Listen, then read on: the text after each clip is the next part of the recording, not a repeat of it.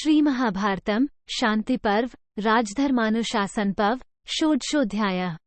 भीमसेन का राजा को भुक्त दुखों की स्मृति कराते हुए मोह छोड़कर मन को काबू में करके राज्य शासन और यज्ञ के लिए प्रेरित करना। वैशंपायन जी कहते हैं, राजन, अर्जुन की बात सुनकर अत्यंत अमरशील तेजस्वी भीमसेन ने धैर्य धारण करके अपने बड़े भाई से कहा, एक राजन, आप सब धर्मों के ज्ञाता हैं। आपसे कुछ भी अज्ञात नहीं है। हम लोग आपसे सदा ही सदाचार की शिक्षा पाते हैं। हम आपको शिक्षा दे नहीं सकते। 2 जनेश्वर, मैंने कई बार मन में निश्चय किया कि अब नहीं बोलूंगा, परंतु अधिक दुख होने के कारण बोलना ही पड़ता है। आप मेरी बात सुने। आपके इस मोह से सब कुछ संशय में पड़ गया है। हमारे तन मन में व्याकुलता और निर्बलता प्राप्त हो गई है। आप संपूर्ण शास्त्रों के ज्ञाता और इसके राजा होकर क्यों काय मनुष्य के समान दीनतावश मोह में पड़े हुए हैं? आपको संसार की गति और अगति दोनों का ज्ञान है। प्रभु, आपसे न तो वर्तमान छिपा है और न भविष्य ही। 5-6 महाराज, जनेश्वर, ऐसी स्थिति में आपको राज्य के प्रति आकृष्ट करने का जो कारण है उसे ही यहाँ बता रहा हूँ। आप एकाग्रचित होकर सुने। 7 मनुष्य को 2 प्रकार की व्याधियां होती हैं, एक शारीरिक और दूसरी मानसिक। इन दोनों की उत्पत्ति एक दूसरे के आश्रित है। एक के बिना दूसरी का होना संभव नहीं है। 8 कभी शारीरिक व्याधि से मानसिक व्याधि होती है, इसमें संशय नहीं है। इसी प्रकार कभी मानसिक व्याधि से शारीरिक व्याधि का होना भी निश्चित ही है। जो मनुष्य बीते हुए मानसिक अथवा शारीरिक दुख के लिए बारंबार शोक करता है, वह एक दुख से दूसरे दुख को प्राप्त होता है। उसे दो अनर्थ भोगने पड़ते हैं। सर्दी, गर्मी और वायु, कफ, पित्त और वात, ये 3 शारीरिक गुण हैं। इन गुणों का साम्यावस्था में रहना ही स्वस्थता का लक्षण बताया गया है। 11 उन तीनों में से यदि किसी एक की वृद्धि हो जाए तो उसकी चिकित्सा बताई जाती है। उष्ण द्रव्य से सर्दी और शीत पदार्थ से गर्मी का निवारण होता है। 12 सत्व, रज और तम, ये 3 मानसिक गुण हैं। इन तीनों गुणों का सम अवस्था में रहना मानसिक स्वास्थ्य का लक्षण बताया गया है। 13 इनमें से किसी एक की वृद्धि होने पर उपचार बताया जाता है।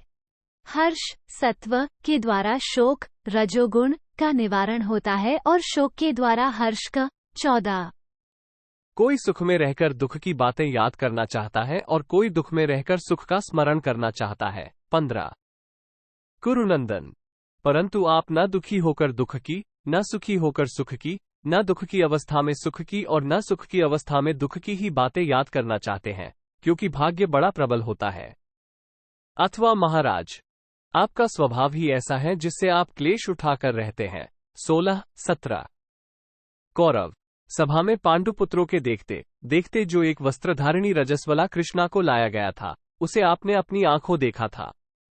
क्या आपको उस घटना का स्मरण नहीं होना चाहिए? 18 आप नगर से निकाले गए, आपको मृगछाला पहनाकर वनवास दे दिया गया और बड़े बड़े जंगलों में आपको रहना पड़ा। क्या इन सब बातों को आप याद नहीं कर सकते? 19 जटासुर से जो कष्ट प्राप्त हुआ, चित्रसेन के साथ जो युद्ध करना पड़ा और सिंधुराज जयद्रथ के कारण जो अपमानजनक दुख भोगना पड़ा, ये सारी बातें आप कैसे भूल गए? 20 फिर अज्ञातवास के समय कीचक ने जो आपके सामने ही राजकुमारी द्रौपदी को लात मारी थी, उस घटना को आपने सहसा कैसे भुला दिया? 21 राजन, हम बलवान हैं, देवता के लिए भी हमें परास्त करना कठिन होगा, तो भी विराटनगर में हमें कैसे दास्ता करनी पड़ी थी, इसे याद कीजिए। शत्रुघ्न नरेश, द्रोणाचार्य और भीष्म के साथ जो आपका युद्ध हुआ था, वैसा ही दूसरा युद्ध आपके सामने उपस्थित है। इस समय आपको एकमात्र अपने मन के साथ युद्ध करना है। 22 इस युद्ध में न तो बाणों का काम है, न मित्रों और बंधुओं की सहायता का। अकेले आपको ही लड़ना है। वो युद्ध आपके सामने उपस्थित है। 23 इस युद्ध में विजय पाए बिना यदि आप प्राणों का परित्याग कर देंगे तो दूसरा देह धारण करके पुनः उन्हीं शत्रुओं के साथ आपको युद्ध करना पड़ेगा। 24 भरत श्रेष्ठ, इसलिए प्रत्यक्ष दिखाई देने वाले साकार शत्रु को छोड़कर अव्यक्त सूक्ष्म, शत्रु मन के साथ युद्ध करने के लिए आपको अभी चल देना चाहिए। विचार आदि अपनी बौद्धिक क्रियाओं द्वारा उसके साथ आप अवश्य युद्ध करें। 25। महाराज, यदि युद्ध में आपने मन को परास्त नहीं किया तो पता नहीं आप किस अवस्था को पहुंच जाएंगे, और यदि मन को जीत लिया तो अवश्य कृतकृत्य हो जाएंगे। प्राणियों के आवागमन को देखते हुए इस विचारधारा को बुद्धि में स्थिर करके आप पितामहों के आचार में प्रतिष्ठित हो यथोचित रूप से राज्य का शासन कीजिए। 26-27। सौभाग्य की बात है कि पापी दुर्योधन सेवकों सहित युद्ध में मारा गया, और सौभाग्य से ही आप दुशासन के हाथ से मुक्त हुए द्रौपदी के केशपाश की भांति युद्ध से छुटकारा पा गए। 28। कुंती नंदन, आप विधिपूर्वक दक्षिणा देते हुए अश्वमेध यज्ञ का अनुष्ठान करें। हम सभी भाई और पराक्रमी श्रीकृष्ण आपके आज्ञापालक हैं। 29। इस प्रकार श्री महाभारत शांति पर्व के अंतर्गत राजधर्मानुशासन पर्व में भीमवाक्य विषयक 16वां अध्याय पूरा हुआ। 16।